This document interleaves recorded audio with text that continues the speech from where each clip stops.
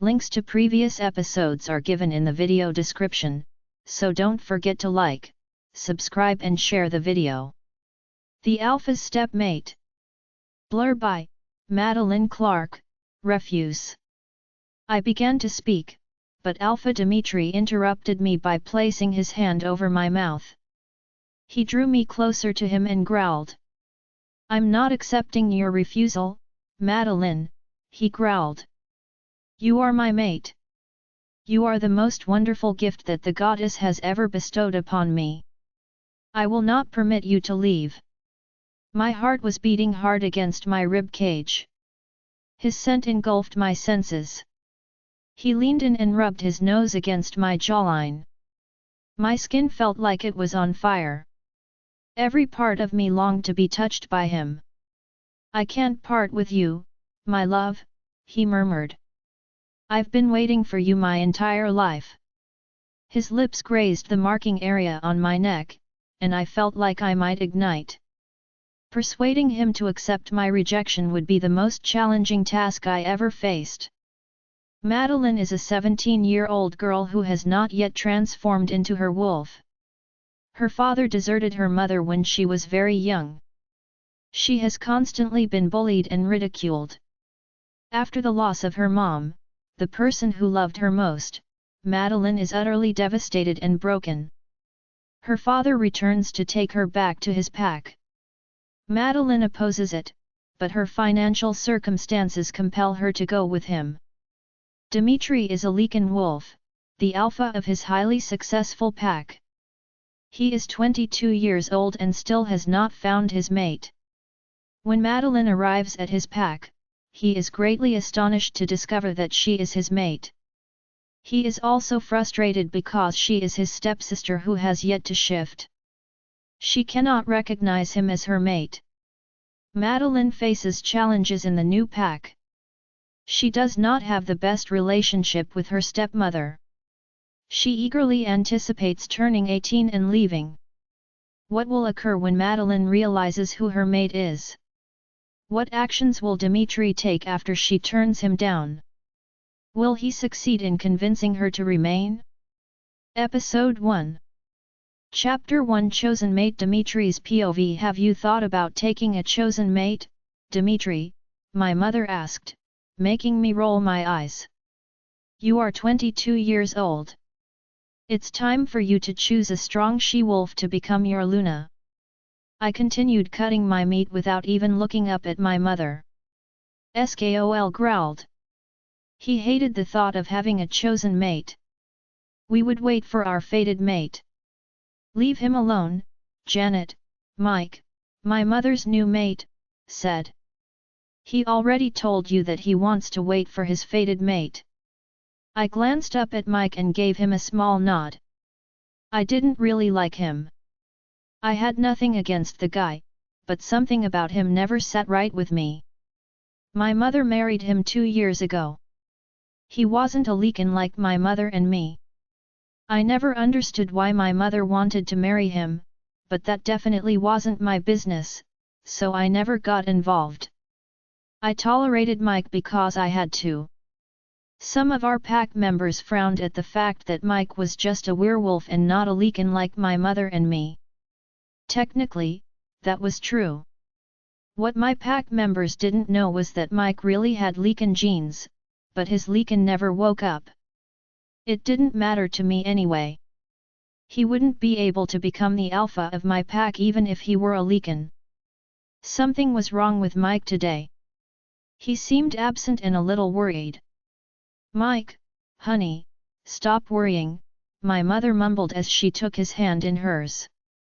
"Everything is going to be okay." Mike looked up at her and frowned. "How can you say that?" he said with a hint of anger in his voice. "What happened? What is going on?" I asked before my mother could say anything else. My mother and Mike glanced at each other. Mike sighed, ran his fingers through his hair, and looked down at his plate. My mother looked at me, and I raised an eyebrow at her. "Mike's fated mate is dying," my mother said, making my eyes widen. I looked at Mike. I was so confused. I thought that you didn't find your fated mate, I said, holding back a growl. I hated wolves who betrayed their fated mates. A mate was a gift from the goddess. A mate was supposed to be loved and cherished. What was he doing here with my mother if his fated mate was out there somewhere? Mike looked up at me and took a deep breath. I did find her, Mike mumbled. I just never marked her. My confusion turned into a surprise. How did he manage to hold back from marking his mate? I was so sure that I would sink my canines into her neck as soon as I met her. I was young and stupid, Mike sighed, looking back down at the table. I thought that my lichen would surface. I waited for it to happen. I was the only one with lichen genes in my pack, and I thought that once I got my lichen, I would be able to do so much more than just be a beta of my pack. Mike stopped talking and sighed. I met my mate, Mike continued. I promised her that I would mark her as soon as my lichen appeared. Except it never happened. I got more and more frustrated. I got so angry. I spent my days drunk on whiskey mixed with wolfsbane. I was constantly pissed off. She kept asking me to mark her, but I never did. Mike stopped talking and looked at my mother. So you don't have a mate bond with her? I asked. No, Mike said as he looked at me. I wouldn't be able to mark your mother if I did. Chosen mates and second mates could also mark each other. The mark wasn't as powerful as it was when it was given by a fated mate, but it still had power. But you are bound to her, aren't you, Mike? My mother said with a hint of resentment in her voice. I furrowed my eyebrows. What was she talking about? How could he be bound to a woman he never marked? I am, Mike mumbled. How? I asked, narrowing my eyes at him. I have a child with her, Mike said, looking at me.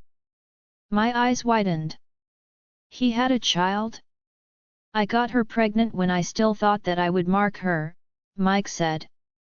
I left her when my child was 2 years old.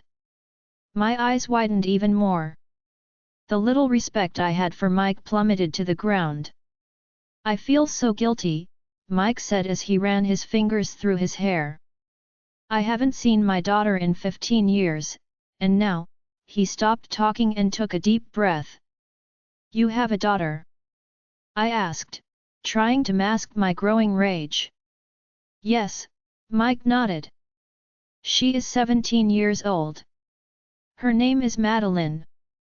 And her mother is dying. I asked, clenching my fists. Yes, Mike said. She has cancer. She called me a few days ago, begging me to take Madeline in when she dies. You are going to do it, I said. It wasn't a question. It was an order. He would do it. He wouldn't just let a 17-year-old girl alone. He had done enough damage already. I'm not sure that's a good idea, Dmitri, my mother said, making me growl. Why not? I asked, glaring at my mother. Mike and I aren't that young anymore, my mother sighed. I'm not sure that we could handle a 17-year-old girl. I growled and looked at Mike.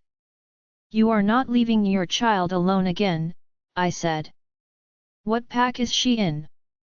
My old pack, Red Moon, Mike said. I knew about that pack. I visited it 5 years ago with my father. It was just a few months before he died, and that trip was one of my favorite memories with him. Don't make the same mistake again, Mike, I said as I stood up. You already left your child once. Don't do it again. I walked away from the table. I needed to get away from them. I was so off at Mike. How could he do that to his fated mate and his child? I would love my fated mate more than anything else in the world. She would be so loved and protected. I would never do what Mike did. Never. Madeline's POV. Mom, please, you have to take the pills, I sighed, trying to get her to open her mouth. We've been at this for almost an hour now. I was trying to convince her that she needed her pills, and she was pushing them away and screaming at me that she didn't want them. She slapped my hand away, and a handful of pills scattered all over the floor. I sighed and got down on my knees to pick them up. Don't bother, Madeline, my mom said. I'm not taking them. I looked up at her. I wanted to scream. She didn't have to be in pain. She was lying in her bed, clutching her stomach, and sobbing quietly. She was covered in sweat. Her white nightgown was wet, and it was sticking to her body. She was pale and so thin. I could barely get her to eat anything. She lost all of her hair months ago. It was really hard for me to see her without her hair, her eyebrows, and her eyelashes. It was the first time I realized that my mom was really sick. I knew that she had cancer. I knew that she was really sick. But it wasn't until she lost all of her hair that I actually realized that my mom was sick. Her cancer was invisible to me before. It was invisible to the eye. Her bald head wasn't. When our pack doctor told us that she had cancer, I couldn't believe it. She was a wolf. She was stronger than a mere human. She couldn't have gotten cancer. As it turned out, I was wrong. It was rare for a werewolf to get cancer, but my mom somehow got it. It progressed fast, and it was killing her. It's been only 6 months since she found out her diagnosis, and she was already lying in bed, waiting for death. I knew that my mom was going to die. But, just as I didn't realize she was sick until she lost all of her hair, I wouldn't realize she was gone until I woke up one day in an empty house. I picked up every pill on the floor. I didn't want her to slip on one of them in case she managed to stand up somehow. I stood back up and threw the pills in the trash can next to my mom's bed. Mom, please, I said as I sat down on the bed next to her. I have to go to work. I won't be able to focus if I know that you are in pain. My mom looked up at me. Due to the constant vomiting, the veins in her eyes ruptured. I couldn't even see the whites of her eyes anymore. Everything was red. Don't worry about me, Madeline, my mom said, taking my hand in hers. Go to work. She tried to squeeze my hand, but it was useless. She didn't have the strength to do it. Of course I'm going to worry, Mom, I sighed as I reached into the bowl on her nightstand. I picked up the towel, squeezed out the excess water, and gently wiped her forehead with it. I love you so much, Maddie, my mom said as tears fell down the side of her face. I'm sorry for screaming at you. I stopped wiping her forehead and looked into her eyes. I had to gulp down the lump in my throat. I always tried so hard not to cry in front of my mom. I needed to be strong for her. I couldn't let her see my pain. It would be harder for her to go peacefully. It's okay, Mom, I said softly. I understand. You don't have to apologize. My mom sobbed. Yes, I do, she said as she tried to lift her head. You don't deserve it. She was too weak to lift her hand on her own, so I took it and placed it against my face. She rubbed my cheek with her thumb. I love you, Maddie, she said quietly. I placed my hand over hers and gave her a small smile. It was hard for me to speak. The lump in my throat was huge. I love you too, Mom, I managed to say. She gave me a small smile and removed her hand from my cheek. Holding her hand up was tiring for her. Will you please take your pills now, Mom? I asked, taking the pill bottle from her nightstand. She frowned at me. I don't want them. I took a deep breath and placed the bottle on my lap. Why, Mom? I asked. You won't be in so much pain. She turned her head away and sobbed. My heart broke for her.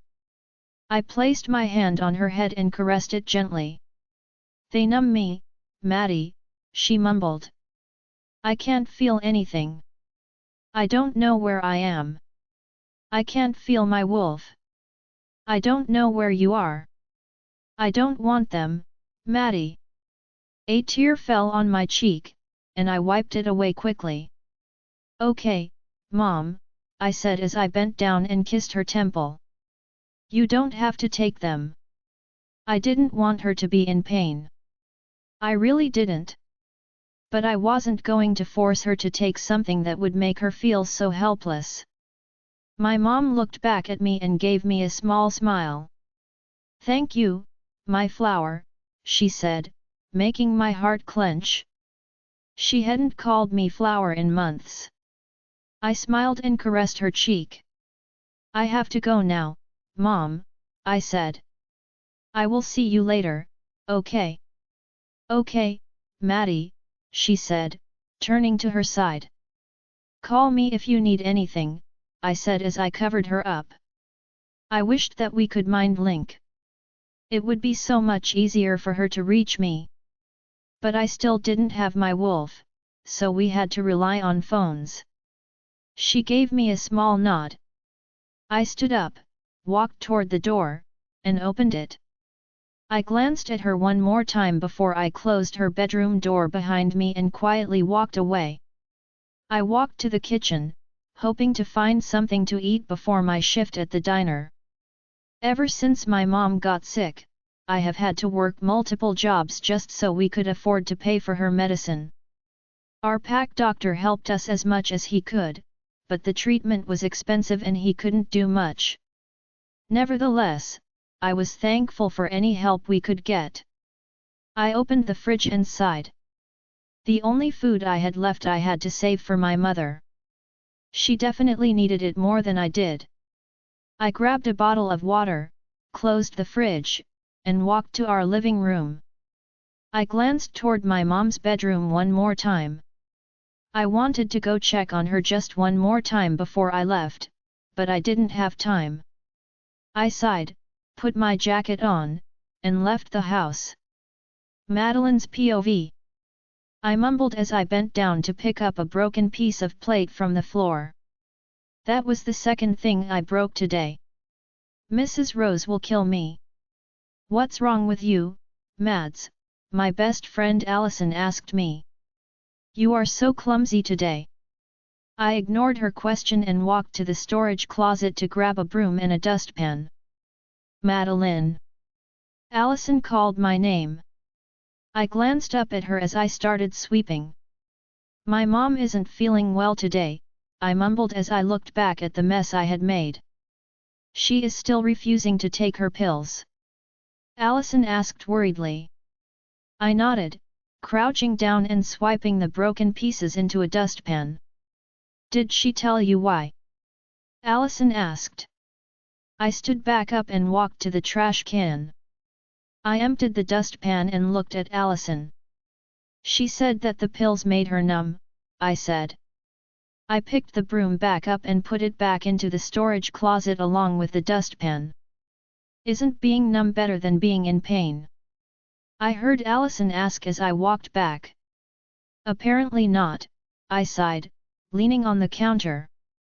She said that she doesn't know where she is after she takes the pills. She said that she couldn't feel her wolf. Allison bit her lower lip and furrowed her eyebrows. She looked me up and down and took a deep breath.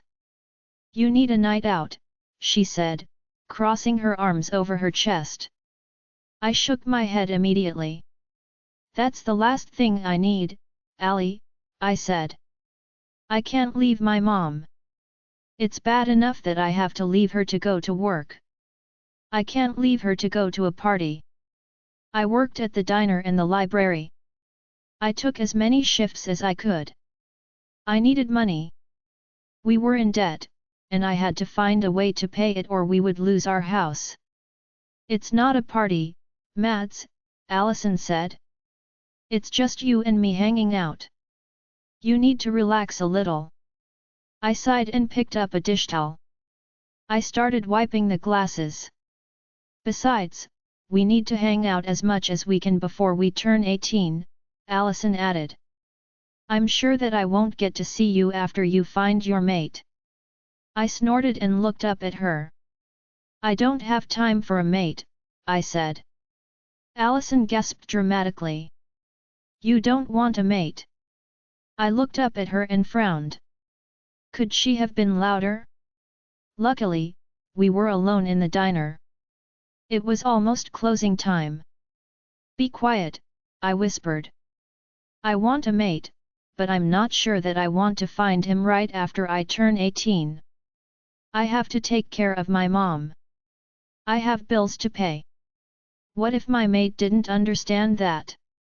A mate loves you unconditionally, Mads, Allison said softly. He would understand.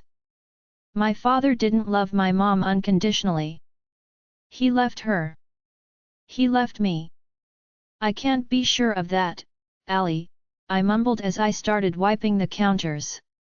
It's better if I don't find him immediately. I kept my eyes down, but I could feel Allison's burning gaze on me. Have you ever even liked someone? She asked me. I've known you my entire life, and I've never seen you interested in a boy.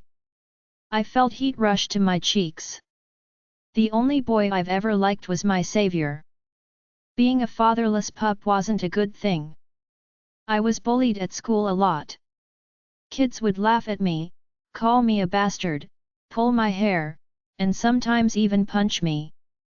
One day, I was leaving school when one of my classmates tripped me. He pulled my hair and started to call me names. The other kids were laughing and pointing at me.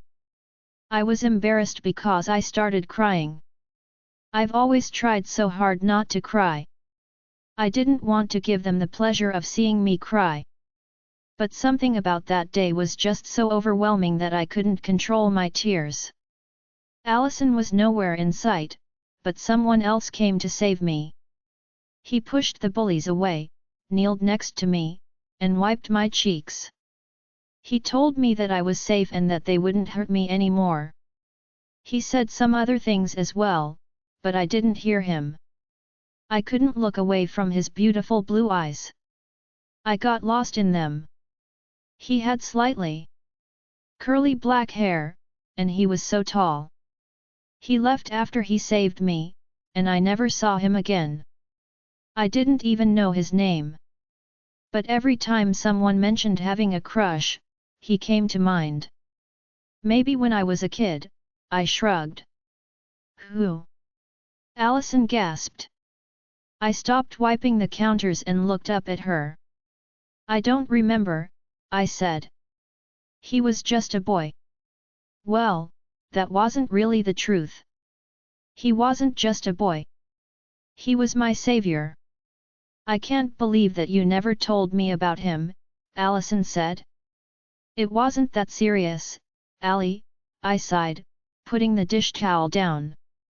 I was 12. I don't care, Allison said. I'm your best friend. I should have known about it. I wanted to repeat that it was just a silly crush on a boy, but my phone started ringing. I pulled it out of my pocket and looked at the caller ID. It was my mom. Is everything okay, Mom? I asked her as soon as I answered the call. Flower, she called me by my nickname. Her voice was quiet and raspy. She sounded like she was out of breath. Did she try to get up on her own again? Yes, Mom. I said as I gripped the edge of the counter. I love you, my baby, she said quietly. Always remember that. My heart stopped beating. Why was she telling me that? I love you too, Mom, I said, looking at Allison. What's wrong, Mom? I'm leaving, Flower, my mom said quietly. I love you. I froze.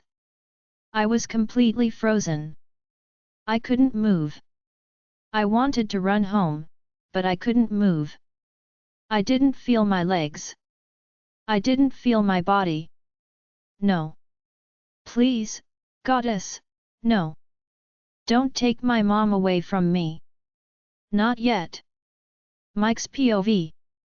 I was holding Janet's hand in a tight grip. I needed her support. I would see my daughter for the first time in 15 years. I would see my true mate's body being burned. I would need to talk to my daughter and ask her to come with me. To say that I was nervous would be an understatement. I was freaking out. Mike. I heard my name being called. I turned around and saw my old best friend. Jack, I mumbled his name. He sighed and approached me and Janet. He continued walking toward the funeral site along with us. It's Alpha Jack to you, but I will let it go this time, he said, glancing at me from the corner of his eye. He was still angry at me. He never used to insist I call him Alpha. This is my mate, Janet, I said, looking at her and giving her a small smile. It's nice to meet you, Alpha Jack, Janet said politely. Jack looked at her and gave her a small nod. He looked back at me and narrowed his eyes. Why are you here? He asked. I gulped and took a deep breath.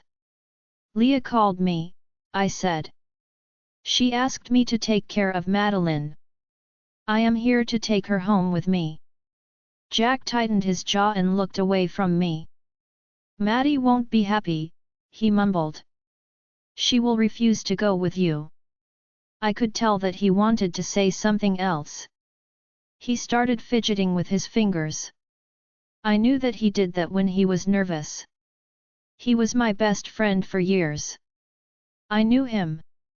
But? I asked, making him glance at me again. But she will have to go, he mumbled. Her financial situation isn't good and there isn't much I can do to help. The cancer treatment probably cost a fortune. She is poor? Janet asked, making Jack look at her wide-eyed. That wasn't very nice, Janet. I mind-linked her. I just want to know what we are dealing with. She answered. We need to know how much it will cost us to take care of her.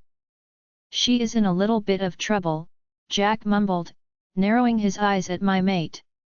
I could tell that Jack was angry at my mate for asking that. I sighed and looked around. So many people were going to the funeral. Most of them were crying and comforting each other. It was obvious that Leah was very loved. I could see the burial site up ahead. I could already see Leah's body. It was completely wrapped in a white sheet. It was tradition. Her body was laid on a structure made of wood. It would soon be burned. The tradition was for the funeral to be held at night. The bodies were burned because it was believed that the fire in the night will show the deceased the way to the moon goddess. My heart clenched. I loved Leah. I loved her so much. I just wished that my love for her had been enough to keep me here. My wolf retreated completely. He wasn't able to witness his fated mate's funeral. He never completely forgave me for leaving. He understood why I left, but he always missed his pup. I knew that he would come back when I approached Madeline. He would want to see her. I could feel people's eyes on me. I could hear them whispering. I didn't even need to hear what they were saying. I knew exactly what they thought of me.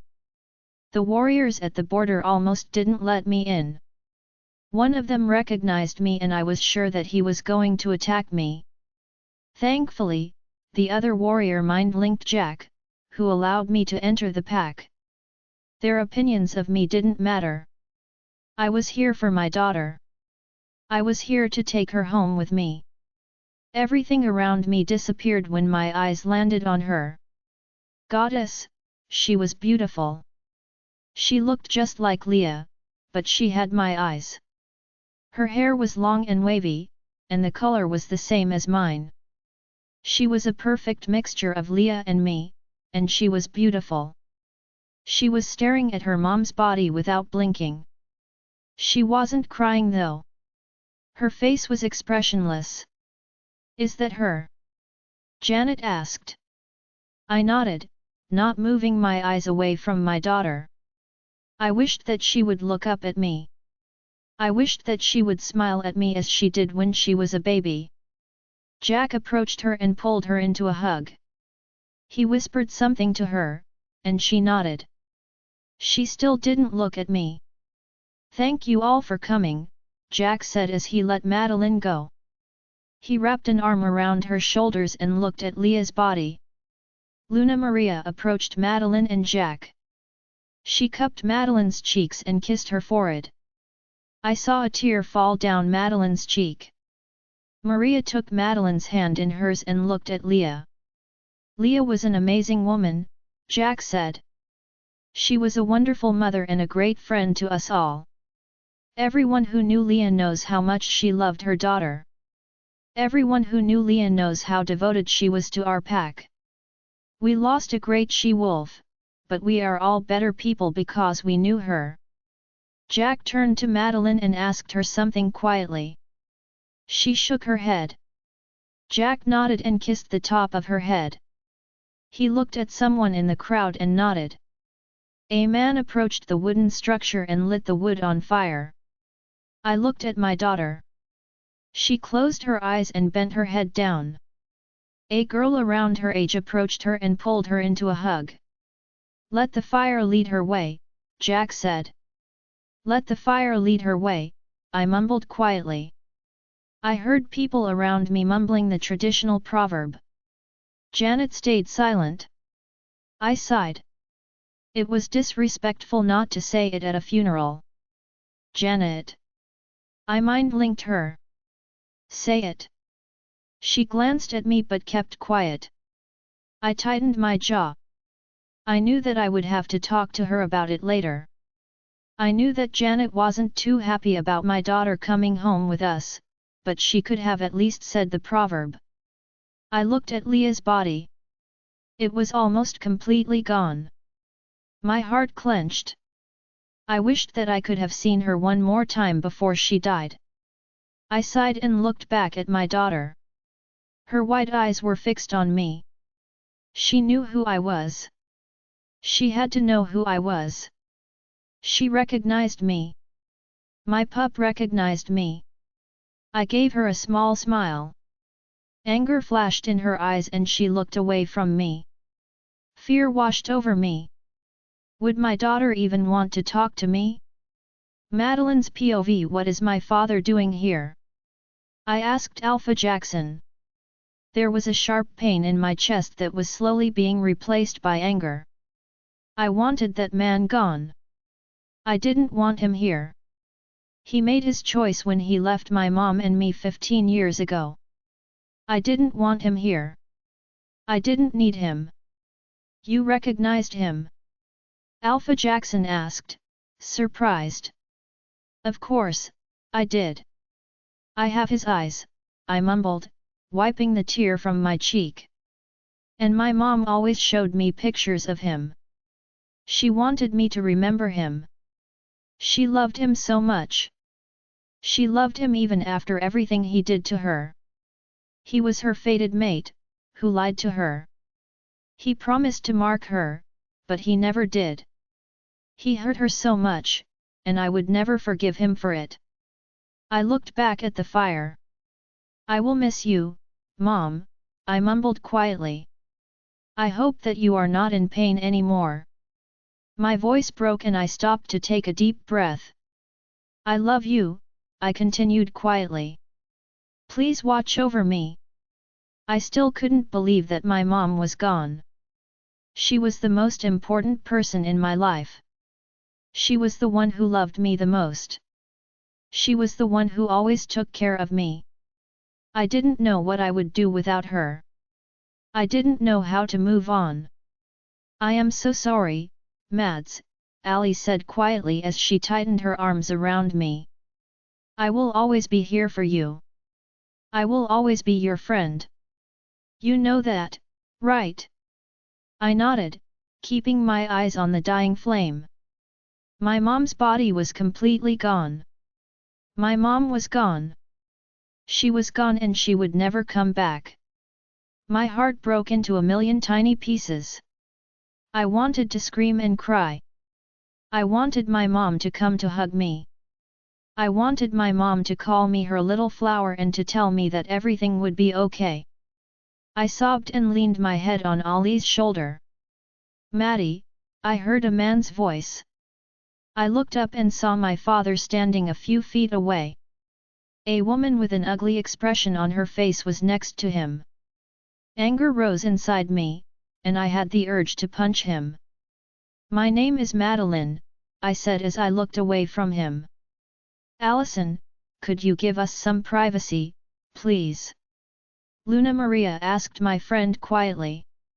Of course, Ali responded before I could say that I wanted her to stay here.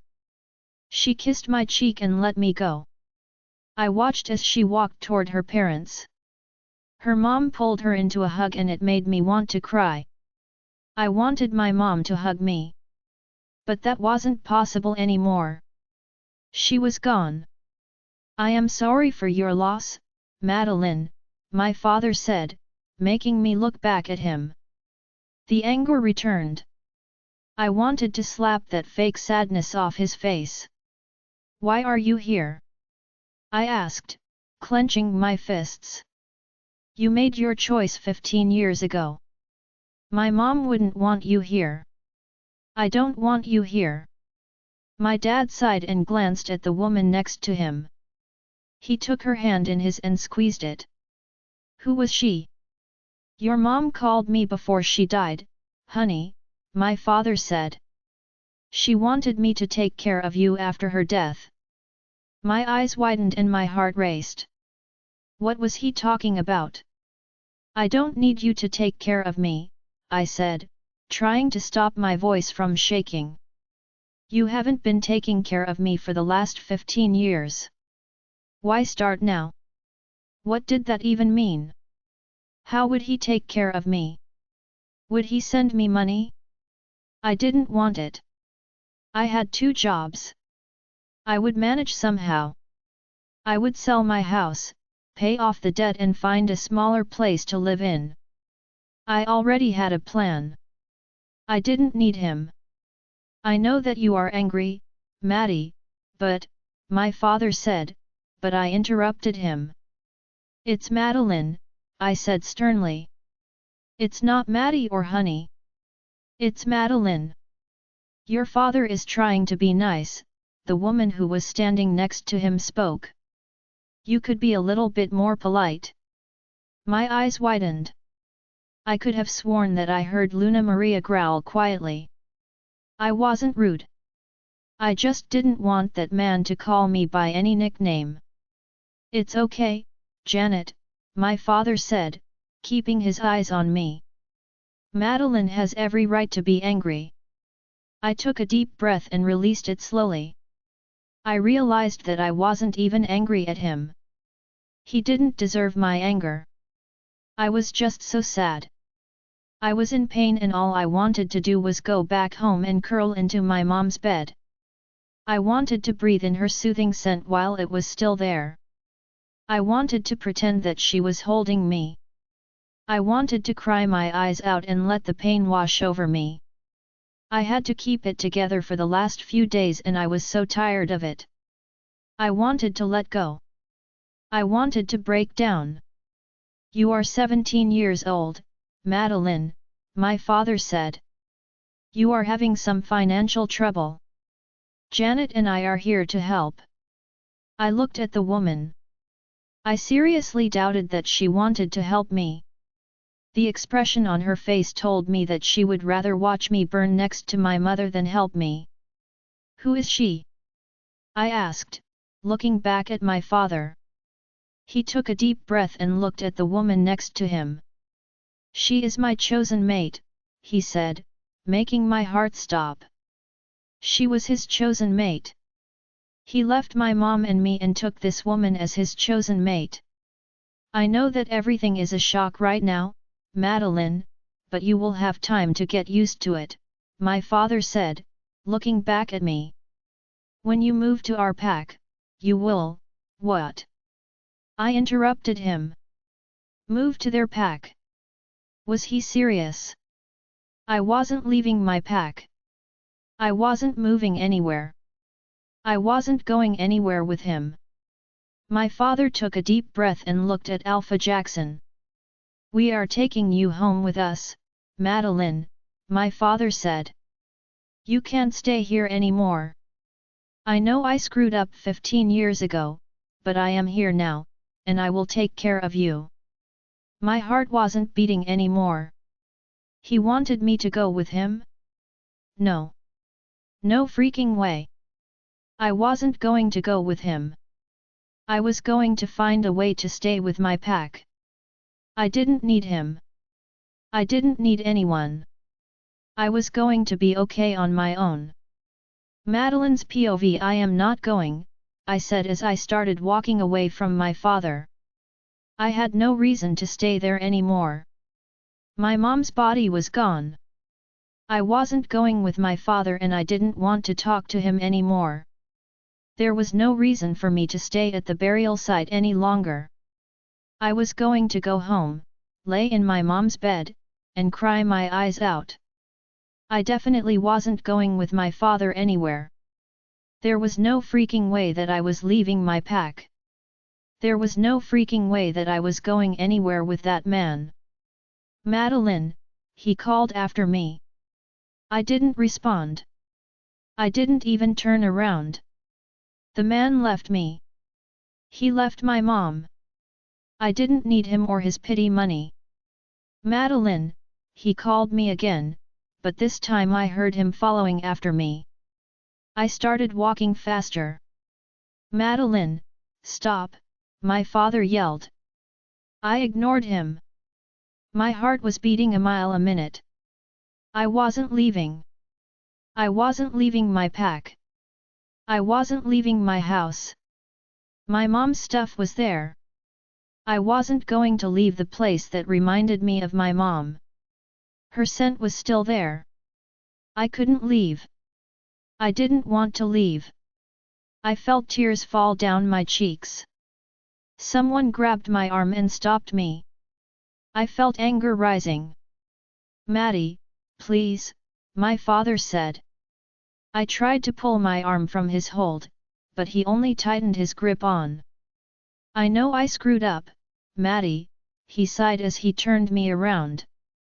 Please let me make it right. I narrowed my eyes at him. I don't need you to make it right, I said. I don't need your help. My mom and I were fine on our own. I am going to be fine on my own. You do need his help, Maddie, Alpha Jackson sighed. You don't have money. You are going to lose your house. You need your father's help. A sharp pain spread through my chest. I felt tears in the corners of my eyes, but they weren't sad tears, they were angry tears. I always cried when I was angry and I hated it. I can work more, I said, my voice raspy. I can take more shifts. You can give me a job at the pack house. I can, Maddie, Alpha Jackson interrupted me. He sighed and moved my father's hand away. He pulled me into a hug and the tears finally fell down my cheeks. You need to go with your father, Maddie, Alpha Jackson said softly. Why? I asked, trying to stop my voice from breaking. I don't need him. I don't want to go with him. I can stay here.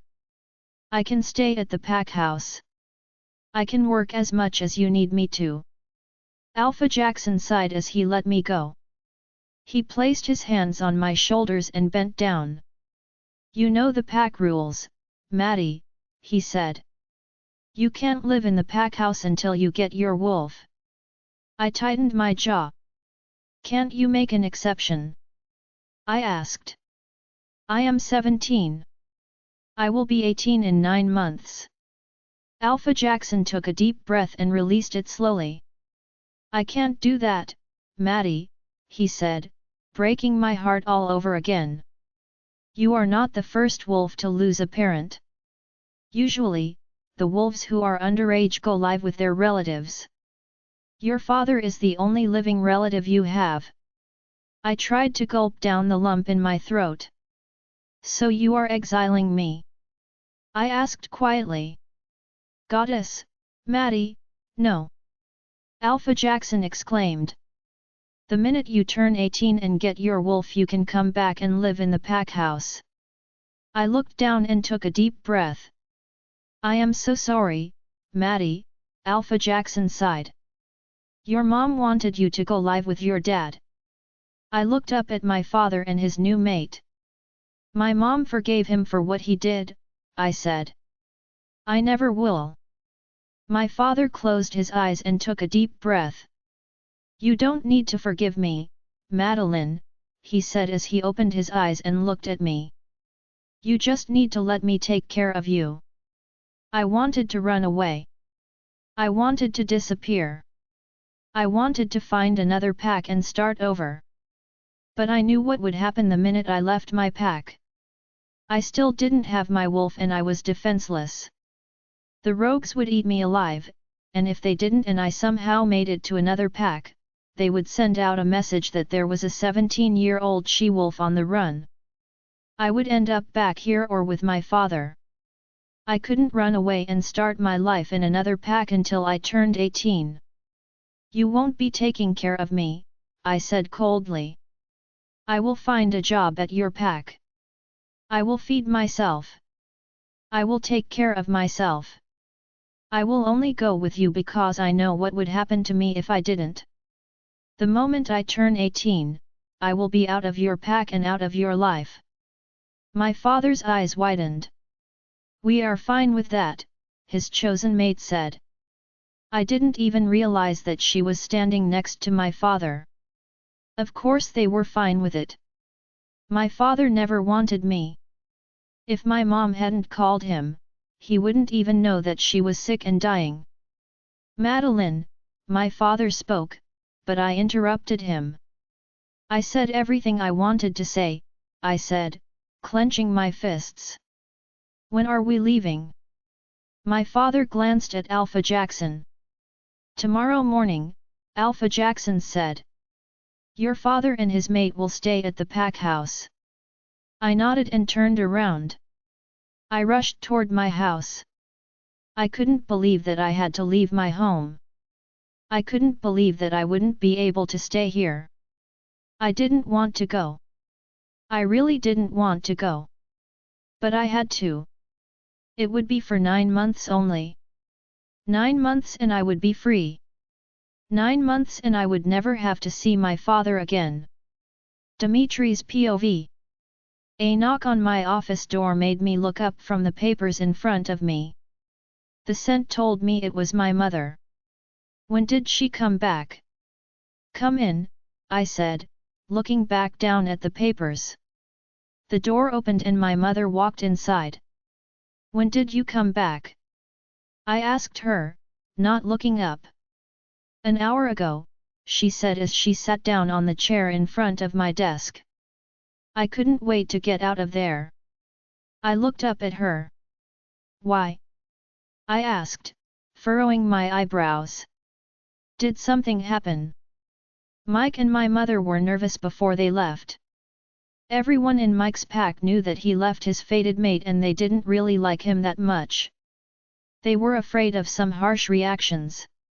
No, my mother shrugged. I just didn't like it there. I sighed and looked back down. Is Madeline here? I asked as I signed another document. Unfortunately, my mother mumbled, making me look back up at her. She had an angry expression on her face. Us. She is an ungrateful brat, my mother said. She refused to come with. I resisted the urge to roll my eyes at my mother. She really lacked Compassion sometimes. Her mother just died, I said, leaning back in my chair. She is sad and scared. Have some understanding for the girl. Oh, she's not scared, my mother said, shaking her head. She was rude and disrespectful toward Mike. She agreed to come here only on her terms. I raised an eyebrow at my mother. She said that she will find a job and take care of herself, my mother scoffed. She said that she will leave the moment she turns 18. I furrowed my eyebrows. Isn't that a good thing? I asked. You didn't even want her to come here. Of course it's a good thing, my mother sighed, rolling her eyes. But the way she said it was rude and disrespectful. I can already see that this is going to be the longest 9 months of my life. I sighed and shook my head. Suck it up, Mom, I said. It's Mike's daughter. You love him, don't you? She nodded. Do it for him then, I said as I looked back down at the papers on my desk. By the sound of it, the girl is pretty independent. You probably won't even see her much. I hope so, my mother mumbled. I resisted the urge to sigh again. My mother was a good person, but she sometimes lacked understanding toward others. I came here to ask you to come to meet her, my mother said. Maybe her attitude will improve when she sees a Leakin Alpha. You want me to scare the girl? I asked, raising an eyebrow at her. I was a Leakin Alpha and I was naturally bigger and stronger than other wolves and other alphas. I was 6'4" and my muscles were huge. I didn't even try to be intimidating. I want you to show her that we are Leakin, my mother said. I want you to show her that she is now in the Leakin kingdom and that she can't be disrespectful toward us. I sighed and rolled my eyes. I want her to feel welcome here, I said. She is family. My mother narrowed her eyes a little. She will be out of here in 9 months, she said. She isn't my family. I ran my fingers through my hair and stood up. Where are you going? My mother asked, looking up at me. I am going to go meet the girl, I said. I want her to know that she is welcome here for as long as she would like to stay. My mother mumbled something under her breath. I ignored her and walked out of my office. My mother followed me. I could tell that she wasn't happy, but I couldn't care less. I wasn't going to intimidate a 17-year-old girl just because my mother wanted me to. If the girl was disrespectful, I would talk to her. If she broke the pack rules, I would talk to her and punish her accordingly. But I wouldn't be rude just because my mother told me so. Thankfully, the pack house wasn't far from my mother's home and I was walking through the door shortly after I left my office. As soon as I opened the front door, I was welcomed by an amazing smell. Something smelled wonderful. It made my heart skip a beat and it made my whole body relax. The smell was a combination of ocean and coconut. It smelled like summer. What was that? I could hear Mike's voice coming from the kitchen. I took a deep breath, filling my lungs with that amazing scent. I just couldn't get enough of it. You don't have to work, Maddie, I heard Mike sigh. I can take care of you. I want to take care of you. It's Madeline, not Maddie, an angelic voice said. And I already told you that I can take care of myself, Mike. Thank you for taking me in, but that is all I will accept from you and your wife. The voice made me shiver. It made Skol stir. It made him tense up. Who is that? He asked. I didn't respond. I knew who it was, but why did her voice affect me so much? I finally opened the kitchen door and walked inside. It hit me like a train. The scent and the voice belonged to the perfect little thing sitting on a bar stool at the kitchen island. It belonged to my mate. She was my mate. Mine. Skol exclaimed, trying to break free. She turned around and I had to use every last bit of strength not to take her into my arms. She was so beautiful. My heart was pounding in my chest. I could hear it in my ears. I could hear my blood pumping through my veins. My mouth was dry and I couldn't even swallow. My palms were sweaty. My muscles hurt from holding back. Her green eyes bore into my own, and I almost melted into a puddle of useless goo. She was mine? She was really mine? The goddess sent me a gift? She was my gift? Maddie, this is Alpha Dimitri, I heard Mike's voice. He is Janet's son. Hello, Alpha, she said, bowing her head a little. She wasn't the one who was supposed to bow down to me. I was supposed to bow down to her. She just became my queen.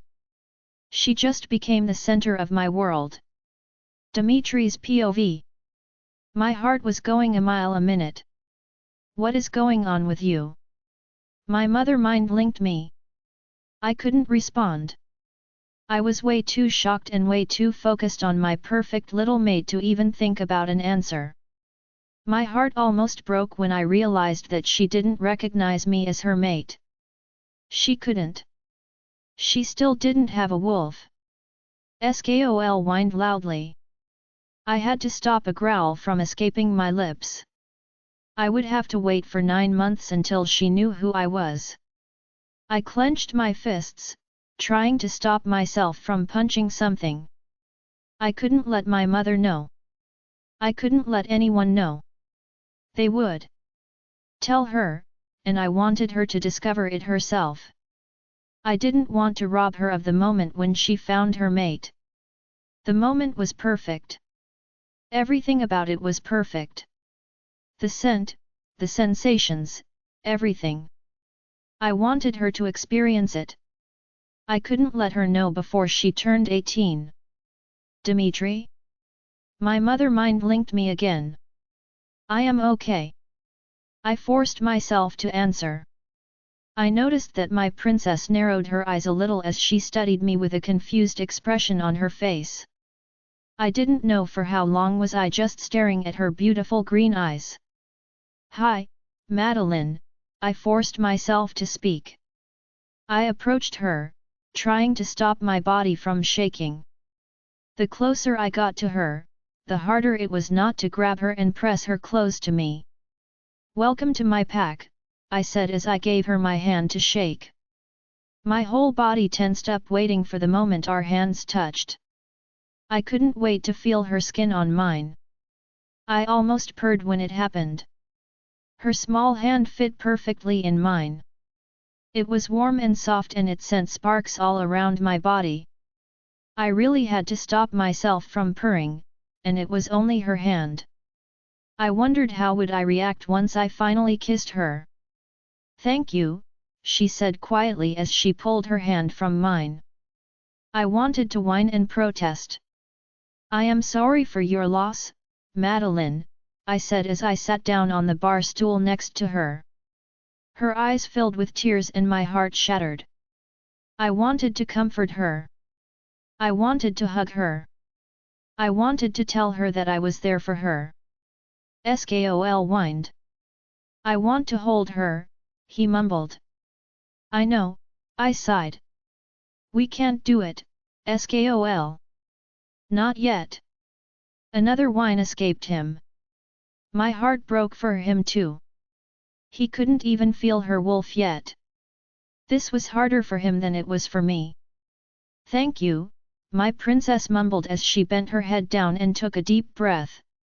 I clenched my fists, pressing my arms closer to my body. I was going to pull her to me if I didn't find a way to control myself. I was just telling Maddie that she doesn't have to work, Mike said as he took a sip of coffee. Of course she wouldn't work. She was mine to take care of. It's Madeline, she sighed quietly. There is no need for you to work, Madeline, I said softly. Your father and I will take care of you. I need you to focus on finishing high school and that's it. She looked at me and I almost melted. Would I feel like this every time she looked at me? I already finished high school, she told me. I finished early so I could work and take care of my mom. I was so proud of her. Thank you for taking me into your pack, Alpha Dimitri, she continued. I have to work to support myself. I have to work so I could leave once I turn 18. I won't stay in your pack for long. My heart stopped. It just wasn't working anymore. She was going to leave? Did she really want to leave? I remembered my mother's words and my stomach turned. She said that she will leave the moment she turns 18. No. Over my dead body? No. She doesn't know that you are her mate, Skol whined. She isn't going to leave once she realizes that. His words calmed me down a little. He was right. He had to be right. I hope that you will change your mind, Madeline, I said, trying to stop my voice from trembling. This is your pack now. You are welcome to stay. What are you doing? My mother mind-linked me angrily. I don't want her here. I had to stop myself from growling and attacking my mother. This is her pack now. I mind-linked her back. She is Mike's daughter and she is welcome to stay, whether you like it or not. I blocked my mother from mind-linking me back. I could feel her anger, but I couldn't give a shit about it. Maddie was her Luna now and she had to respect her. Thank you, Alpha, Maddie said, looking back at her father. Is it okay if I went to my room now? I tightened my jaw. I didn't want her to leave.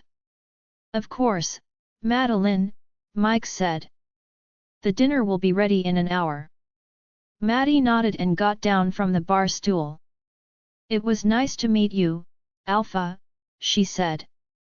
Please, Madeline, call me Dimitri, I said.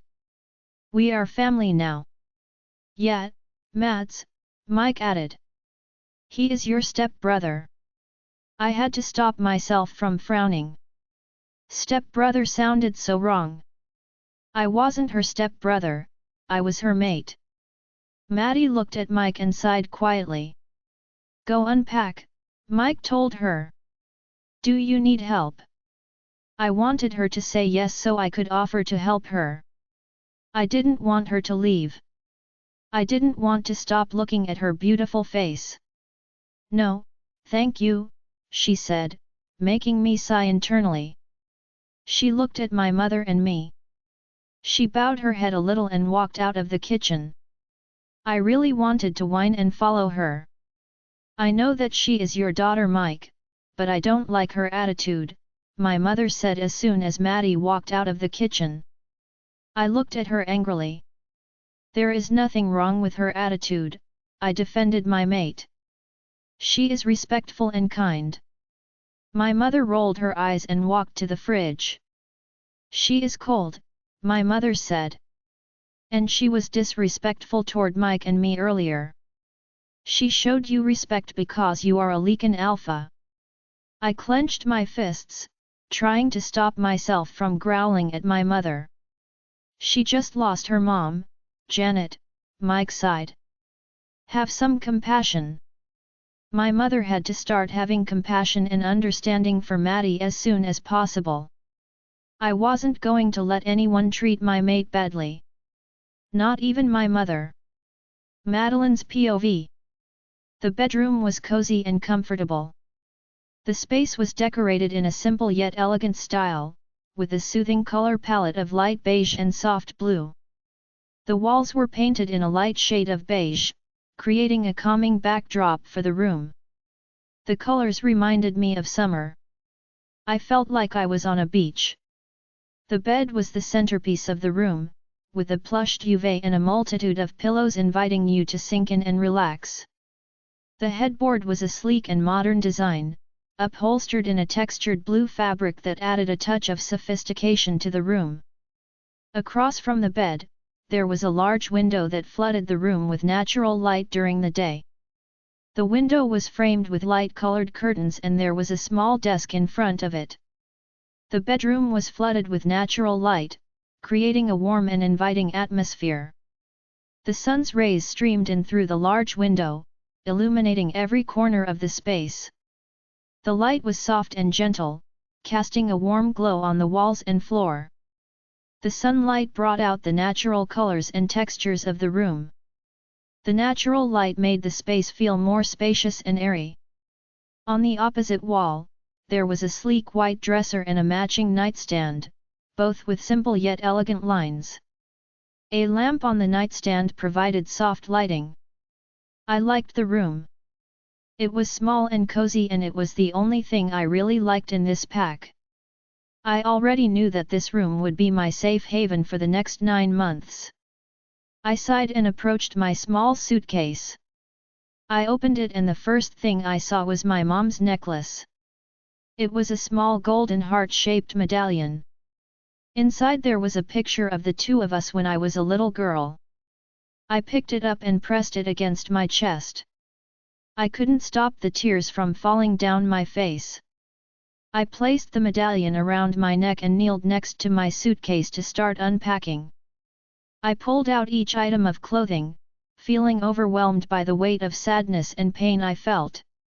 I wondered if the pain would ever lessen. I wondered if I would ever be able to numb the sadness I felt. I folded each piece of clothing with shaky hands while my mind was racing with worries and fears. Would I find a job? Would I earn enough to leave after 9 months? Would I be able to survive living under the same roof as my father and his mate? As I walked over to the closet, my tears fell faster and more heavily. I tried to hang up my clothes, but my hands were trembling too much to manage the hangers. Suddenly a large, warm hand covered mine and stopped me. "Let me help, Madeline," a quiet voice said. I didn't need to turn around to know who it was. His voice soothed me. The warmth of his body made me relax. I wanted to lean back into him. I wanted him to wrap his arms around me. I furrowed my eyebrows. What was wrong with me? He was a Leakin Alpha and my step-brother. I was going insane. I turned around and saw Alpha Dimitri looking at me. His eyes were filled with sadness and pain. Why was that? He just met me.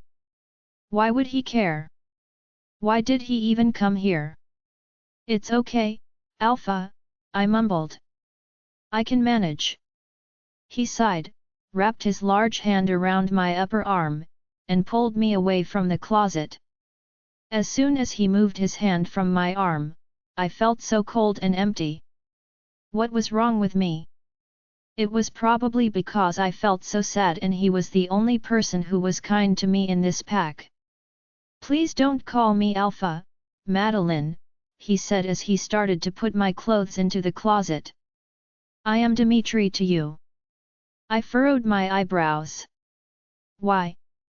I asked quietly. "You just met me." Alpha Dimitri looked at me and smiled. "I would like us to be friends, Madeline." I sighed and looked down at my feet.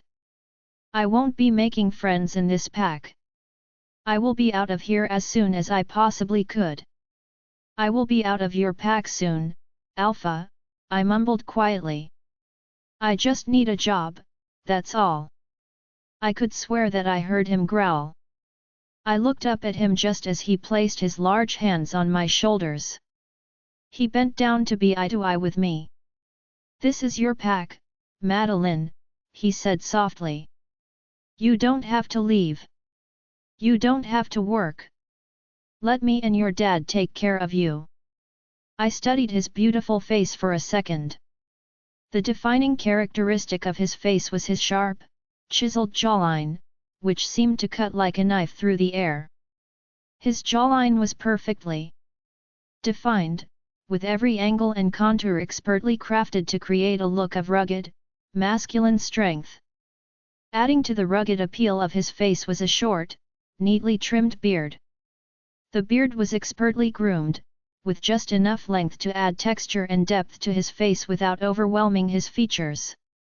The beard perfectly complemented his chiseled jawline, adding a touch of roughness to his otherwise refined and polished appearance. He was gorgeous and I almost drooled. I had to stop myself from staring at him. "My father left me when I was just a baby," I said, trying to hide the pain in my voice. "He never took care of me and I don't need him to start now." Alpha Dmitri tightened his perfect, chiseled jaw. "I will take care of you, Madeline," he said as he squeezed my shoulders a little. I didn't need him to take care of me. I could do it myself. I felt another tear fall down my cheek. Alpha Dmitri gulped and wiped it away. "I am so sorry for your loss," he said quietly. "I wish I could take away the pain you feel." Why would he do that? He didn't know me. Why did he care? I took a deep breath and took a step back from him. I needed distance. His presence was clouding my judgment. He sighed and ran his fingers through his hair. "Do you need my help to finish unpacking?" he asked me softly. I shook my head. "Okay," he mumbled. "I am here if you need me." I nodded and he gave me a small smile. I watched as he left the room. As soon as the door closed behind him, I lowered my head and sobbed quietly. I missed my mom so much. Dimitri's POV. I leaned on her bedroom door and took a deep breath. This was going to be so hard. I just wanted to hold her and comfort her.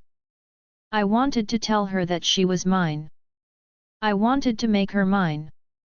My mate was suffering and I couldn't tell her that she was mine. I couldn't. Her tears were like knives to my heart. Her pain was burning my soul like fire. I wanted to take it all away. I wanted to make it stop. If I could, I would take her sadness and pain and endure it for her. It had only been about half an hour since I found out that she was mine and I already felt excruciating pain because I couldn't make her mine. Every moment felt like an eternity, as I counted the seconds and minutes until I would be able to tell her. My mind was racing with a million thoughts and scenarios, each one more hopeful and more painful than the last. I was hoping that she would somehow know sooner. I was afraid that she would leave before she found out who I was to her. The pain of waiting was palpable, a physical ache that seemed to grip my entire body and soul. My heart was beating faster, my palms were sweaty, and my stomach was churning with anxiety and fear. All because I would have to wait 9 months to have her. I took another deep breath and forced myself to walk away. I would go back inside and grab her if I didn't. I rushed downstairs, needing to get out of the house. Her scent here was overwhelming. It reminded me that I would be able to enjoy it fully for 9 more months. 9 months. Dmitri. I heard my mother's voice as I opened the front door. "Where are you going?" "I have to go back to work," I shouted as I slammed the door and walked away. My whole body was tense. I couldn't stop clenching my muscles. I could stop gritting my teeth. How would I survive without her for so long? The most annoying sound in the world made my mood even worse than it already was. "Dmitri, baby," I heard Savannah's voice as soon as I entered the pack house. Savannah was one of my pack members. She was the daughter of my father's Omega and she was the biggest mistake I ever made. I promised myself that I would wait for my mate. I promised myself that I would save myself for her.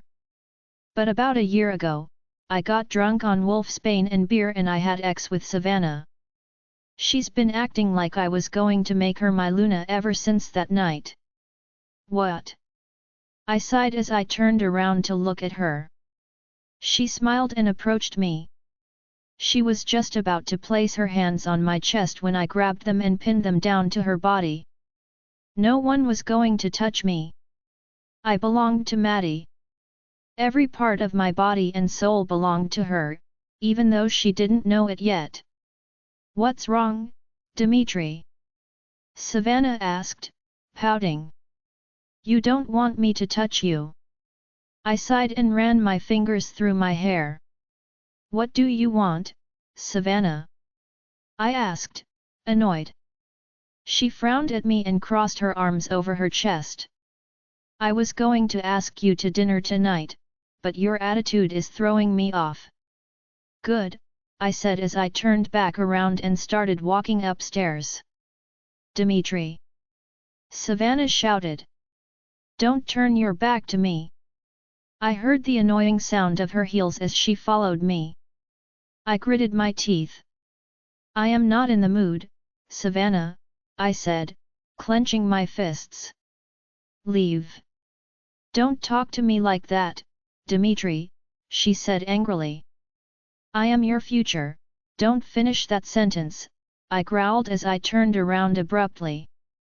"I already told you that you would never be my mate and my Luna. That title belonged to Maddie. No one was going to take it from her." Savannah's eyes widened. She studied my face for a moment. "What is wrong with you today?" she asked, making me roll my eyes. "Leave him alone, Savannah," I heard my beta's voice, and relief washed over me. I turned around and saw my best friend and beta standing at the entrance of his office door. "We have work to do, Dimitri, come on," William said, glaring at Savannah. "Thank you." I mind-linked him. "You are welcome." Will sighed. "I wouldn't have to do this if you knew how to drink." I rolled my eyes as I approached him. "I will come by later, Dimitri," Savannah said. Will closed his office door before I could respond. "Can we exile her?" Will mumbled quietly, making me chuckle. "Oh, how I wish we could," I said as I sat down on the couch in his office. I watched as he walked to his desk and sat down. "I found my mate," I said, making Will snap his head in my direction. "What?" he exclaimed as he stood up abruptly. I sighed and ran my fingers through my hair. The pain flared inside me. "It's Mike's daughter, Madeline," I said, making Will's eyes widen even more. "Your stepsister is your mate," he exclaimed. "She is not my stepsister," I sighed and rolled my eyes. "She is my mate."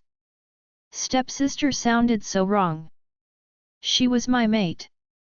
She was the love of my life. She was my Luna. Will gasped quietly. "Isn't she only 17 years old?" I tightened my jaw and nodded. "Oh," Will mumbled as he approached me and sat down beside me. "How are you handling it?" "Not well, man," I mumbled. "I want to grab her and tell her that she is mine, but I can't do that." Will sighed and shook his head. "This is so much. I have no idea how I will survive the next 9 months, I mumbled. I really had no idea. I would go insane. I had to find a way to be close to her. I had to become her friend. I would lose it if I tried to keep my distance. I needed to have her at least as a friend for now. I needed it to calm my heart and soul. I needed it to survive." Madeline's POV. Getting in and out of Mike's house won't be a problem at all. There was a giant oak tree just outside my window. The branches were huge and thick and one of them was close enough for me to grab. It was perfect. I wouldn't have to tell Mike where I was going if he didn't even know that I left. I didn't pay much attention to my surroundings as I was walking toward the diner I saw on my way to Mike's house. I didn't care about this pack. I didn't care about anything other than finding a job and getting out of there. I had to get a job so I could think about something else other than losing my mom. I needed a distraction and a job would be the best distraction possible. I approached the diner, keeping my eyes on the door. I fixed my posture and opened the door. I didn't care about the design. I could tell that the diner was very modern, but I focused on the guy at the counter and nothing else. He was around my age, maybe a year or two older. He was wiping the counter and humming quietly. The guy was tall, with a well-proportioned body and good posture. His hair was a light, golden blonde. I could tell that he had symmetrical facial features, a straight nose, and a strong jawline. He was very handsome and he looked very kind. "We are closed," he said, not looking up. "I'm looking for a job," I said, making him look up at me. "Can you help me, please?" He had vivid green eyes that seemed to look inside my soul. I was suddenly very nervous. "Who are you?" he asked as he looked me up and down. "My name is Madeline," I said, trying not to show him how nervous I suddenly was. "I just moved here." He furrowed his eyebrows a little. "Are you Mike's daughter?" he asked. I nodded, making him sigh. "Mike told me not to give you a job if you asked," he said, making my eyes widen. He looked back down and continued wiping the counter. Was he serious? "What?" I asked, my voice laced with anger. The guy looked back up at me and raised an eyebrow. "You heard me," he said.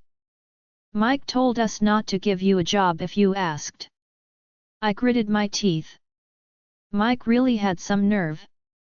"Why?" I asked, clenching my fists. "Shouldn't you know the answer to that question better than me?" the guy asked as he grabbed a glass and started wiping it with a dish towel. I did know the answer to that question. Mike wanted to take care of me.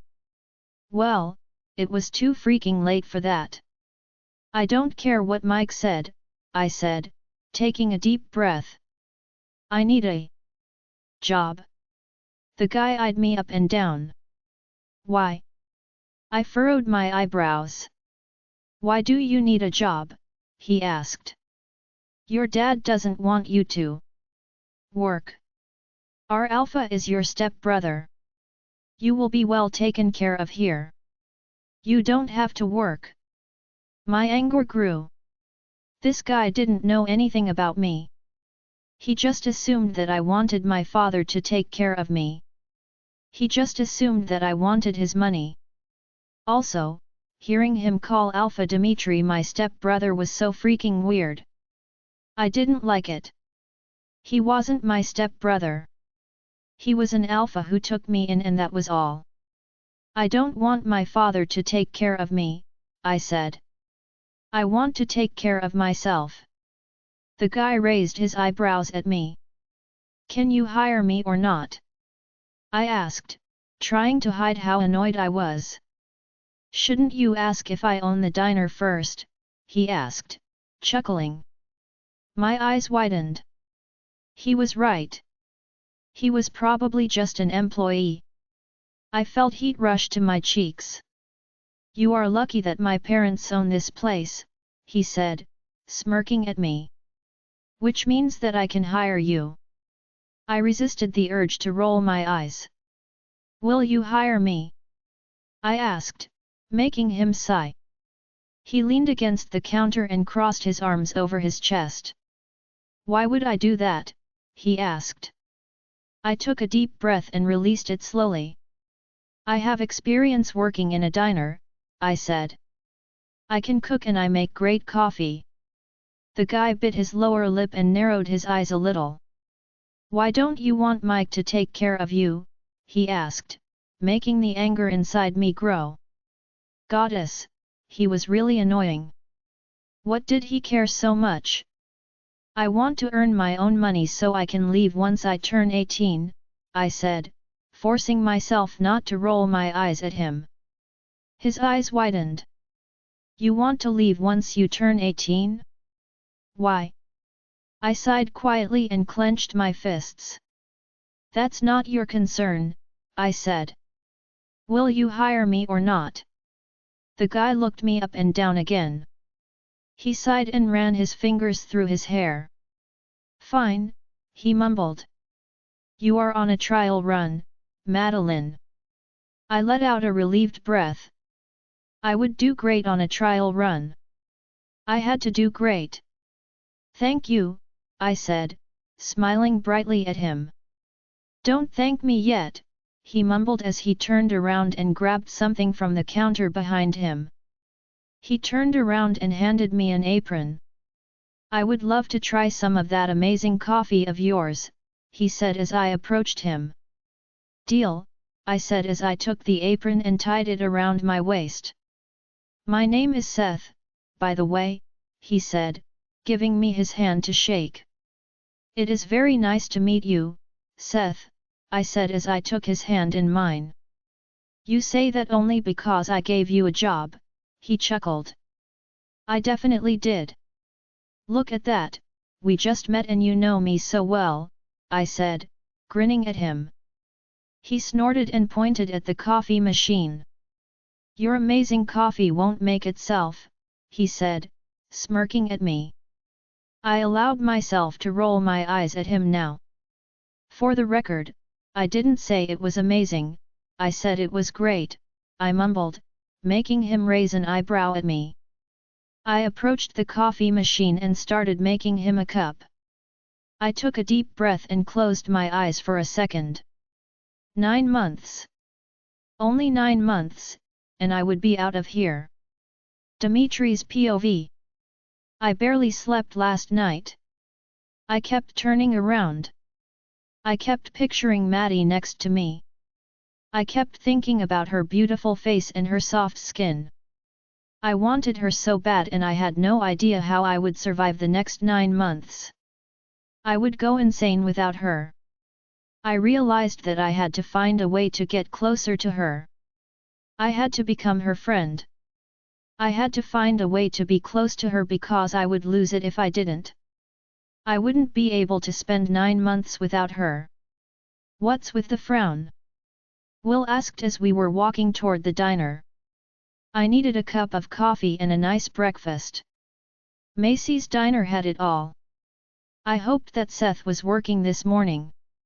He made the best pancakes. I barely slept, I mumbled. Will sighed. I could feel his eyes on me. Is it Maddie? He asked, making me tighten my jaw. I already missed her. I wanted to go see her this morning, but I didn't want to come off as weird. I needed to be careful. I needed to go slow. I didn't want to scare her. I didn't want to give her one more reason to leave the pack. Skol growled. She isn't going anywhere. I took a deep breath and looked at Will. Yes, I answered his question. I don't know how I will survive the next 9 months. I already miss her terribly. Will looked at me worriedly. He bit his lower lip and took a deep breath. Why don't you tell her? He asked me. I'm sure it would be easier for you to wait if she knew. I sighed and ran my fingers through my hair. I can't do that to her, Will, I mumbled. I can't rob her of that feeling when you first see your mate. I want her to experience that. I want to see the smile on her face when she realizes who I am to her. I can't take that away from her. Will gave me a small smile. You are a very good man, Dimitri. I took a deep breath and released it slowly. Will opened the diner door and we walked inside. Her scent hit me like a train. It was unexpected. She wasn't supposed to be here. She was supposed to be at home, sleeping. It was only 6:30 a.m. What was she doing here? I looked around the room and my heart stopped beating. I saw her at the counter. She had an apron on. She was pouring coffee into a mug. Seth was next to her. He was telling her something and he had a stupid smile on his face. He didn't even notice us walking in. He wants her, Skol growled. He does, I agreed with him. She is ours, he said, and I could feel his anger growing. She is, I agreed again, trying to contain the jealousy I felt. He was standing too close to her. Why did he even have that stupid smirk on his face? I wanted to wipe it off. Seth. I growled, making him flinch and look up at me. My princess looked up with a confused expression on her beautiful face. Alpha! Seth exclaimed as his eyes widened. I am so sorry. I didn't hear you come in. Do you want your usual? I ignored him completely. My eyes were fixed on my mate. What are you doing here, Madeline? I asked. Your father and I told you that you don't need to work. I was annoyed. I wasn't going to let her work here. I wasn't going to let her be alone with Seth. I want to work, Alpha, she said softly.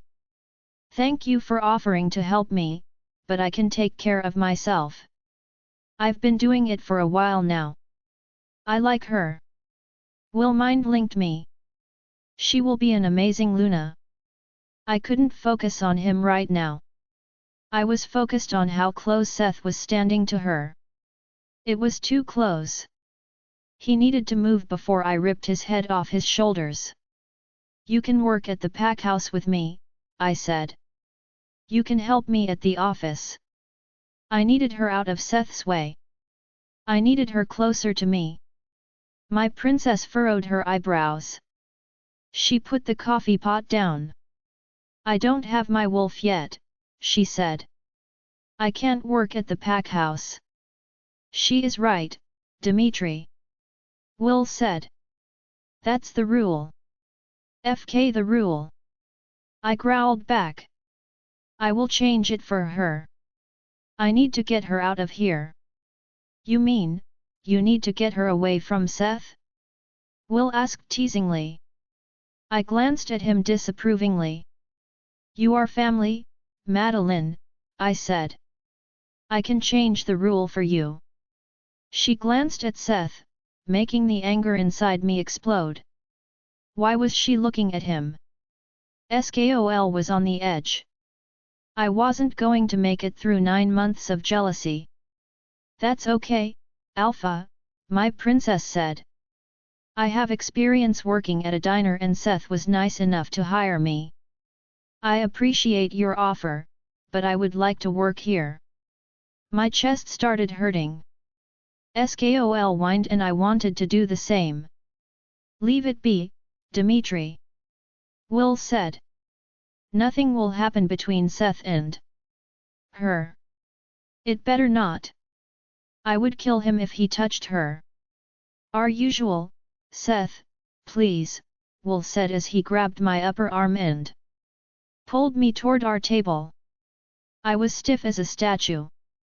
I had to control my muscles. If I made one wrong move, I would grab Maddie and take her away.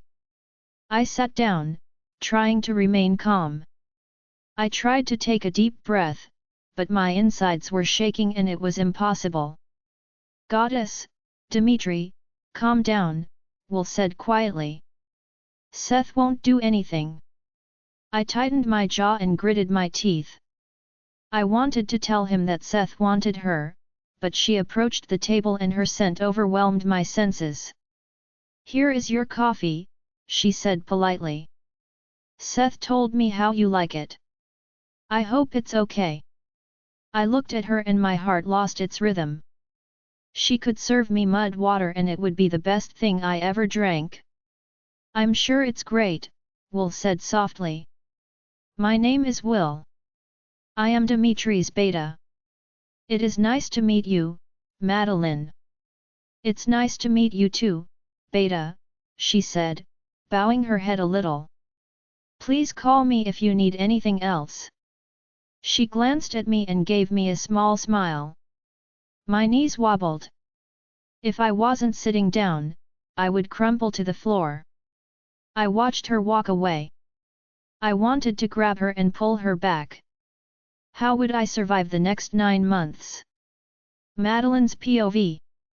I walked into Mike's house and took a deep breath. I was tired. There were many more customers at Seth's diner than there were back in the diner I was working at. I worked off today. Where were you? I heard Janet's voice. I looked at her, furrowing my eyebrows. Why did she sound so angry? Answer the question, Madeline, she said, gritting her teeth. Anger was written all over her face. Her eyebrows were furrowed and I could see her jaw twitching. Her mouth was in a tight line. The muscles on her face were tense and rigid, and her eyes were narrowed. She was glaring at me with so much hate that I almost turned and left the house. I saw a variety of emotions on her face. Annoyance, irritation, and rage were just some of them. Her posture was rigid and her fists were clenched tightly. What did I do?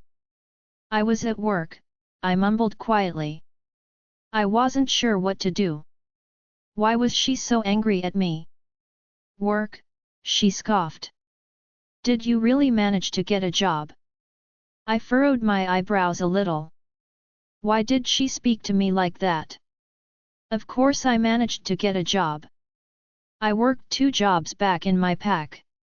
I did, I answered as politely as I could. I got a job at the diner. Janet approached me slowly. I had the urge to step back, but I didn't. I raised my head a little and fixed my posture. I wasn't going to let her intimidate me. I know that you think that you can fool your father, but I am not falling for this act of yours, Janet mumbled, narrowing her eyes even more. What act? What was she talking about? I kept my face neutral. I didn't want her to see that her words had any impact on me. I wasn't a weak girl and I wasn't going to let her think that she could hurt me. I don't know what you are talking about, Janet, I said calmly. What act? Janet scoffed and took another step closer to me. She was now standing so close to me that I had to lift my head and look up at her. She was a bit taller than me. This weak, pathetic little girl that you are pretending to be, Janet said. The anger started growing inside me. I wasn't weak and I wasn't pathetic. Oh, I lost my mom. Oh, I don't want your money. Oh, I will earn my own money, Janet continued mockingly. I see right through it, Madeline, and I won't let you use your father or my son. Was she insane? She had to be. There was no other explanation for this behavior. She was insane. I clenched my fists and gritted my teeth. I was losing that little will to be polite. I am not going to use my father for anything, I said, trying to remain calm. I didn't even want to come here in the first place. Janet laughed, throwing her head back. I furrowed my eyebrows again. I didn't understand why she was doing this. She didn't even know me. I came here yesterday. I couldn't understand what I did to make her think that I was going to use my father. I'm not buying that crap, Madeline, she said coldly. You saw an opportunity to come here to a Leakin pack and take whatever you could take from us. My eyes widened. Was she serious? She was, wasn't she? She was serious and she was insane. I shook my head and tried to walk around her. I didn't have to stand here and listen to this. She grabbed my upper arm and dug her nails into my skin. Don't walk away while I am talking to you, she mumbled through her teeth. I tried to keep a calm composure. I don't have to stand here and listen to your false accusations, I said, making her tighten her hand around my upper arm. Yes, you do, Madeline, she said coldly. Don't forget that you are living under my roof. I studied her face for a second. I was trying to find something, but I wasn't even sure what. All I saw was anger and hatred. What did I ever do to this woman? I won't be here for long, Janet, I said, making her smirk. Oh, I am counting on that, she said. If you don't leave the day you turn 18, I will throw you out myself. I tightened my jaw and narrowed my eyes a little. You won't have to do that, I mumbled quietly. I can't wait to leave. Janet chuckled darkly. You won't just leave the house, Madeline, she said. You will leave the pack as well. I don't want you around my husband and my son. I didn't want to be around her family anyway. Her son seemed like an okay guy, but I didn't want to be around her or my father. I didn't need them. I didn't need anyone. She let my hand go and I felt blood rush to my lower arm, making 1,000 tiny needles prick at my skin. I didn't even realize how tightly she was holding my arm. I am warning you, Madeline, Janet said, pointing a finger at me. Stay away from my husband and my son. I gulped down the lump in my throat. Don't worry, Janet, I said coldly. Being close to you and your family is the last thing I want. All I really wanted was to get out of this pack. Maybe I could leave the house sooner. Maybe I could find another place to stay. No one said that I had to live under the same roof as my father. I didn't wait for Janet's response. I turned around and rushed upstairs. It was still hard for me to understand Janet's reaction. She seemed a bit cold and distant when I first met her, but I never expected something like that from her. I was glad she showed her true face early on. At least I knew what to expect. I entered my bedroom and closed the door behind me. I placed my bag on the floor and headed straight to the bathroom. I needed a hot shower. I closed the bathroom door and took a deep breath. I needed to find another place to live. I couldn't stay here for another 9 months. I'd only been here for a day, and Janet already lost it. I turned the shower on and started undressing. I couldn't wait to step inside the shower and let the warm water relax my muscles. Dimitri's POV. I took a deep breath as soon as I entered my mother's house. A huge smile spread across my face.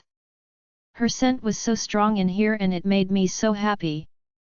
I missed her and I wanted to see her. Dimitri. I heard my mother call me. I could hear the confusion in her voice. She walked into the living room and furrowed her eyebrows. What are you doing here? She asked. I thought I'd join you for dinner, I said as I looked toward the stairs. Is Madeline here? My mother tightened her jaw. I ignored it. She would have to learn to love Madeline. She is upstairs, my mother mumbled. You never come to dinner. Why now? She narrowed her eyes a little. I was here a few days ago, Mother, I sighed, glancing at the stairs again. I wished that she would come downstairs soon. After I spent days begging you to come, my mother said angrily. And here you are now, coming to dinner of your own free will. I looked at her and furrowed my eyebrows. Why did she sound so angry? Is it because of that girl upstairs? My mother continued. I don't want her near you, Dimitri. When I told you to find a chosen mate, I didn't mean someone like her. I had to hold back a growl. I know that she is our mother, but she can't talk about Maddie like that, Skol said angrily. He was right. I couldn't let her disrespect my mate. Do not disrespect her like that, Mother, I said, trying so hard to keep the anger out of my voice. She is Mike's daughter. Don't forget that. Madeline was her Luna as well, but I couldn't let my mother know that yet. I had to keep it for myself. I am not disrespecting her, my mother argued. I just don't want you falling for a regular wolf. You are the Lycan king, Dmitri. You can't mate with someone who isn't a Lycan. We are going to lose the throne and impure our bloodline. My eyes widened. My heart raced. That thought didn't even occur to me. I wanted her so much that I didn't even think about that. But she had to be a Lycan. The goddess wouldn't have bonded her to me if she was a regular wolf.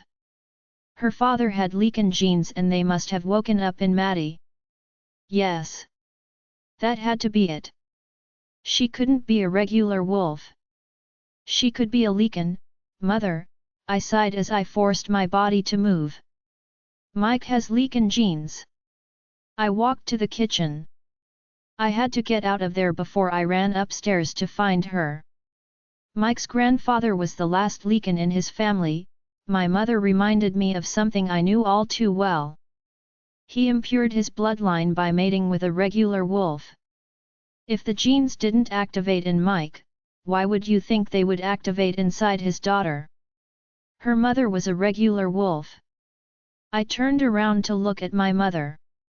She was annoyed. What was her problem? I don't know, mother, I said, narrowing my eyes at her. Why does it bother you so much anyway? I never said that I liked her. I didn't like her. I adored her. But I would tell my mother that. Not yet. Not until Maddie turned 18 and figured out who I was to her. My mother wanted to say something, but she was interrupted when Mike walked inside the kitchen. What smells so good? He asked as he approached my mother and wrapped his arms around her waist. He kissed her cheek and looked up at me. Did you know that Maddie got a job? I asked, keeping my eyes on my mother. Mike sighed and walked away from my mother. I heard him opening the fridge. My mother and I were still staring at each other. I was trying to figure out what her problem was. She was staring at me with narrowed eyes. Her breaths were short and her jaw kept twitching. Your mom told me, Mike sighed, making me look away from my mother and turn to him. I kind of knew that she wasn't going to listen to us. She was always stubborn like that. Mike shook his head and chuckled a little. She got that from her mom, he said as he rummaged through the fridge. Leah was a very stubborn woman. Why didn't you stop her? I asked him. Mike turned his head to look at me. I didn't want to piss her off even more. I want her to like me. So you will let her do whatever she wants? My mother asked angrily. She approached Mike and snatched a pudding cup out of his arms. Dinner is almost ready, my mother mumbled as she put the pudding cup back in the fridge and closed it. I won't let her do whatever she wants, Mike mumbled. She got a job. That's not harmful to anybody. Oh, it would be harmful to Seth if he kept smiling like that around her. My mother approached the kitchen island and continued cutting the carrots a little bit too aggressively. What was going on with her? Why did Maddie bother her so much? What is going on with you? I mind-linked her. She glanced up at me but ignored my question. What's wrong, honey? Mike asked my mother. Nothing, Mike, my mother responded coldly.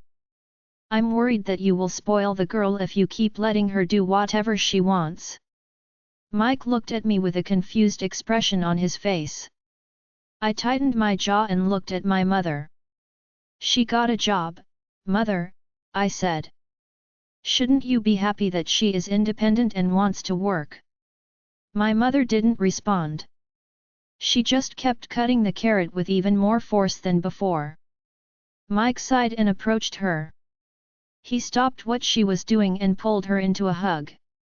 I know it's hard, honey, Mike said. We didn't count on having a child when we got together and I know that this isn't easy for you. But Maddie is a good kid. Stop worrying, please?" My mother gulped and kept her eyes down. Mike kissed her temple and let her go. "I will go get Maddie," Mike said as he walked away from us. My heart raced and heat rushed through my body. I would finally get to see her. My mother looked up at me. She took a deep breath and continued cutting the carrot. "She is really nice, Mother," I said. "Give her a chance. Just stay away from her, Dmitri," my mother said coldly. "I don't want her to stay in our pack." I held back another growl. Well, that wouldn't happen. Maddie was the Luna and this was her pack. She would stay and she would rule the kingdom with me. My mother would have to find a way to deal with it. Madeline's POV. I felt soft fingers caress my cheek. Shivers went up and down my spine. The fingers were warm and soft. I liked how they felt against my skin. Who was that? I frowned a little and turned my head the other way. I didn't want to wake up. Someone chuckled. "Come on, Madeline," someone said. "Dinner will be ready soon." I wasn't hungry. I ate at the diner. Someone caressed my cheek again. I furrowed my eyebrows. "What were you reading?" the same voice asked and I felt the book being lifted off my chest. I turned my head back and opened my eyes slowly. Alpha Dmitri was sitting on my bed, looking through the book I was reading. He had a small smile on his face. He glanced at me and his smile widened. "You like history?" he asked me excitedly. I was staring at him with a confused expression on my face. Why was he in my room? "What are you doing here, Alpha?" I asked as I sat up. I tried to smooth out my wrinkly clothes a little. I didn't expect him in my room. Why was he even here? "Your dad came to wake you up, but decided to let you sleep," he explained. "I didn't agree with his decision so I came here to wake you up. You need to eat." He looked back down at the book in his hand. "I have another book about werewolf history if you would like to read it," he said as he flipped through the pages.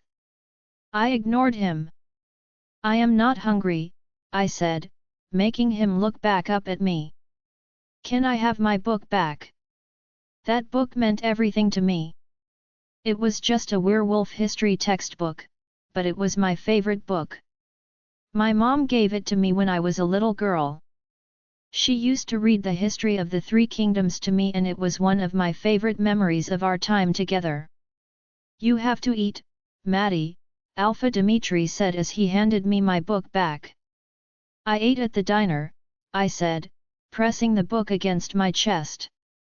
Alpha Dmitri looked at it and smiled. "This book means a lot to you, doesn't it?" he asked softly. His soothing voice made my heart skip a beat. "It does," I said, giving him a small nod. "My mom gave it to me." I felt the tears in the corners of my eyes again. I thought that I wouldn't be able to cry anymore, but I was wrong. Just thinking about my mom made me want to sob. I missed her so much. I looked down at the book and gulped the lump in my throat. "Oh, Maddie," Alpha Dmitri mumbled as he pulled me into a hug. "I am so sorry that you lost your mom." I tensed up a little. Why was he hugging me? I liked the feeling, though. I felt safe in his arms. His scent soothed me and his arms around me made my body relax a little. "Do you have a favorite part?" Alpha Dmitri asked as he rubbed my back gently. I furrowed my eyebrows and looked up at him. "Of the book," he explained, smiling at me. I pulled back and he let me go. I looked down at the book and smiled. "I do," I mumbled. "I love the part about the Three Kingdoms." Alpha Dmitri caressed my cheek again. I looked up at him with a confused expression on my face. Why was he so nice to me? Was it because I lost my mom? I didn't want his pity. You know that your great-great-grandfather ruled one of those kingdoms? Alpha Dimitri asked me. I nodded, keeping my eyes on him. That was probably the reason why my mom gave me the book and read me that story. My dad was a descendant of one of the Lycan kings. She wanted me to have some sort of connection with him. You could be a Lycan too, Alpha Dimitri said, giving me a small smile. I frowned and looked down at the book. I didn't have anything against being a Lycan, but those genes were the reason that my father left my mom and me. Also, it was sure that it wasn't possible. If my father didn't become one, why would I? I doubt that, I mumbled. My father didn't become one. I looked up at Alpha Dimitri. He still had a small smile on his face. I couldn't help but notice how beautiful he was. His dark eyes were staring into my soul, making my body tingle. I wanted to run my fingers through his short beard and feel his skin on my fingertips. His lips looked so soft and I wanted to know what they... No. What was I thinking? He was older. He was an alpha. He was a Lycan, for goddess's sake. What was wrong with me? I saw his jaw twitch. He looked at my lips and gulped. I had to look away before another stupid thought came to me. I looked away from him and took a deep breath. I wanted to stand up and go open a window. I needed fresh air. You know that some people still believe that the three kingdoms will rise again, Alpha Dimitri said, making me look back at him. I furrowed my eyebrows. The three kingdoms fell, I said. The Great War destroyed everything. The descendants of the Lycan kings impaired their bloodlines. How could that be possible? Alpha Dimitri smiled at me. He took the book out of my hand and placed it on the nightstand next to my bed. Do you want to hear something that isn't written in the textbooks? He asked me, making my eyes widen. I loved listening to stories about our history. I loved listening to stories about the three kingdoms. I loved listening to old legends. He smiled, leaned on my headboard, and lifted his legs. He made himself comfortable and patted the spot next to him. My eyes widened a little bit more and I bit my lower lip. He wanted me to lay next to him? That would be too weird and inappropriate. What if someone entered the room and saw us lying next to each other like that? He was an alpha and he probably had a mate. What would she say? Come on, Maddie, he chuckled. You will love the story, I promise. My curiosity won and I laid next to him. I looked up at him and saw him smiling brightly. What do you know about the Great War, Maddie? He asked as he tucked a strand of hair behind my ear. My pulse quickened.